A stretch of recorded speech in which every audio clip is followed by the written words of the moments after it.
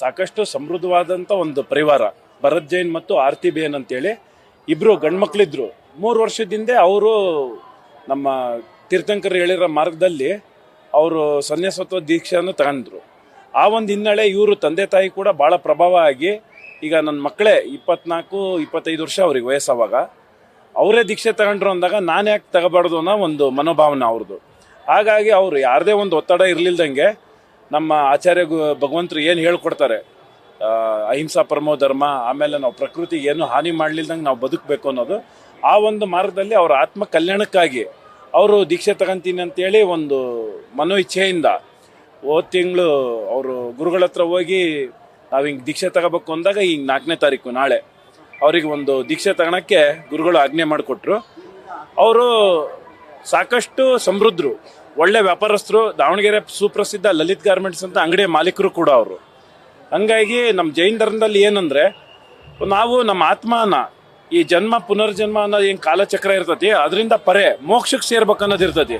ಆ ಮೋಕ್ಷಕ್ಕೆ ಸೇರೋ ಮಾರ್ಗ ಏನೈತಿ ಅದು ದೀಕ್ಷೆಯಿಂದ ಪ್ರಾರಂಭ. ಮೊದಲನೇ ಹೆಜ್ಜೆ ದೀಕ್ಷೆ ಅಂದರೆ ಆ ಸಂಯಮ ಮಾರ್ಗದಲ್ಲಿ ನಡೀತಾ ಅವರು ಇಡೀ ಅವರು ಮುಂದಿನ ಜೀವನ, ಅವ್ರೇನು ದಂಪತಿ ಇದ್ದಾರೆ ನಮ್ಮ ಭರತ್ ಜೈನು ಹಾಗೂ ಆರತಿ ಬೇನು, ಅವ್ರು ಇನ್ನು ಮುಂದೆ ನಾಳೆ ದೀಕ್ಷೆ ಆದಮೇಲೆ ಅವ್ರ ಸಾಂಸಾರಿಕ ಅವ್ರದ್ದು ಏನೇ ಒಂದು ಅವ್ರಿಬ್ರು ನಡುವೆ ಇದ್ದಿದ್ದು ಅದು ಎಲ್ಲ ಒಂದು ಅವ್ರದ್ದು ರಿಲೇಷನ್ಶಿಪ್ಪು ಅವ್ರದ್ದೊಂದು ಮುಗಿದೋಗ್ಬಿಡ್ತತಿ. ಅವರು ನಾಳೆಯಿಂದ ಒಬ್ರು ಮಕ್ಕ ಒಬ್ರು ಕೂಡ ನೋಡಲ್ಲ. ಸನ್ಯಾಸಿ ಆದಮೇಲೆ ಇವ್ರ ದಾರಿನೇ ಬೇರೆ, ಅವ್ರ ದಾರಿನೇ ಬೇರೆ. ಅವ್ರ ಗುರುಗಳು ಎಲ್ಲಿ ಹೇಳ್ತಾರೆ ಅಲ್ಲಿ ಅವರು ಧರ್ಮದ ಬೋಧನೆ ಮಾಡ್ಕೊಂತ ಕಾಲ್ನಡಿಗೆ ಮುಖಾಂತರ ನಡ್ಕೊಂತ ಹೋಗೋದು. ಆಮೇಲೆ ಊಟಕ್ಕೆ ಆಹಾರಕ್ಕೆಲ್ಲ ಭಿಕ್ಷೆ ಬೇಡಿ ಇಡೀ ದಿನದಲ್ಲಿ ಒಂದೇ ಸರಿ ಅವ್ರು ಆಹಾರ ಗ್ರಹಣ ಮಾಡೋದು. ಆ ಕಠೋರವಾದ ಒಂದು ಮಾರ್ಗದಲ್ಲಿ ಅವ್ರ ಆತ್ಮ ಕಲ್ಯಾಣಕ್ಕಾಗಿ ಅವ್ರು ಅದು ತೀರ್ಮಾನ ತಗೊಂಡಿರ್ತಾರೆ. ಆಮೇಲೆ ನಮ್ಮ ದಾವಣಗೆರೆ ಇನ್ನೂ 2 ಯುವತಿಯರು, ಒಬ್ರು ದೀಕ್ಷಿತಾ ಜೈನ್ ಅಂತ ಹೇಳಿ, ಇನ್ನೊಬ್ರು ಕೃಣಾಳಿ ಅಂತೇಳಿ. ಅವರು ಕೃಣಾಲಿ ಅವರು ಕೂಡ ನಮ್ಮ ದಾವಣಗೆರೆಯಲ್ಲಿ ಜನನ ಆಗಿ ಸಿಂಬೋಸಿಸ್ ಭಾಳ ಒಂದು ಫೇಮಸ್ ಅದು ಒಂದು ಸಂಸ್ಥೆ ಅಂಥದ್ರಲ್ಲಿ ಅವರು MBA ಮಾಡಿರೋರು. ಆ MBA ಆದರೂ ಕೂಡ ಅವ್ರಿಗೆ ಇವಾಗ 30 ವರ್ಷ ಯಾವುದೇ ರೀತಿಯ ನಾನು ಮದುವೆ ಆಗಲ್ಲ, ನಾನು ಯಾವುದೇ ರೀತಿಯ ನನಗೆ ಸಂಸಾರ ಸುಖ ಬೇಡ ಅಂತ ತ್ಯಜಿಸಿ ಅವರು ಕೂಡ ಈಗ ಸನ್ಯಾಸತ್ವ ದೀಕ್ಷೆ ತಗೊಂತಿದ್ದಾರೆ. ಅದೇ ರೀತಿ ದೀಕ್ಷಿತಾ ಅನ್ನೋರು ಕೂಡ ದಾವಣಗೆರೆಯಲ್ಲೇ MBA ಮಾಡಿರೋರು, BCom ಮಾಡಿರೋರು.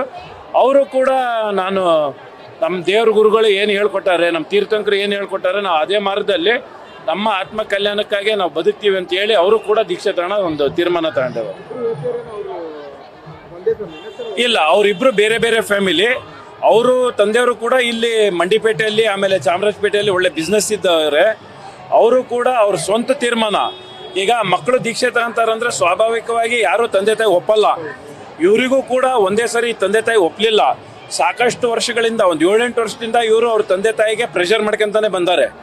ಆದರೆ ಮತ್ತೀಗ ಮದ್ವೆನೂ ಆಗಲ್ಲ, ನಾನು ದೇವಸ್ಥಾನದಲ್ಲೇ ದೇವರು ಇದರಲ್ಲೇ ಇರ್ತೀನಿ ಅಂದಾಗ ಅವರು ಮತ್ತು ಅವ್ರ ಮಾತಿಗೆ ಗೌರವ ಕೊಟ್ಟು ಮಕ್ಕಳ ಮಾತು ಕೇಳಿ ಈಗ ಅವರು ಒಂದು ದೀಕ್ಷೆ ಇವರು ತಗೊಳ್ಳಿ ಅಂತ ಹೇಳಿ ತೀರ್ಮಾನ ಮಾಡಿ ನಾಳೆ ಆಚಾರ್ಯ ಅಭಿಷೇಕರ್ ಸುರಿಜಿ ಮಹಾರಾಜ್ ಸಾಬ್ ಅವ್ರ ನಿಶ್ರಯದಲ್ಲಿ ಎಲ್ಲರಿಗೂ ದೀಕ್ಷೆ ಆಗೋದಿದೆ.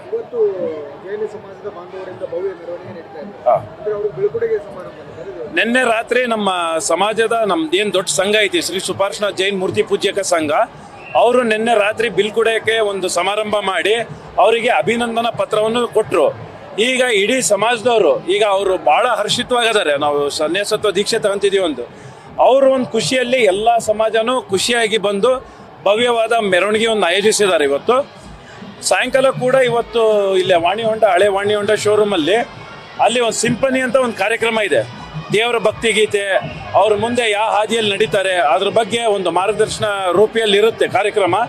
ನಾಳೆ ಬೆಳಗ್ಗೆ 6:30 ಅವ್ರಿಗೆ ದೀಕ್ಷೆಗೆ ಒಂದು ಮುಹೂರ್ತ ಇದ್ದೆ, ಆ ಮುಹೂರ್ತದಲ್ಲಿ ಅವ್ರು ದೀಕ್ಷೆ ತಗೊಂತಾರೆ.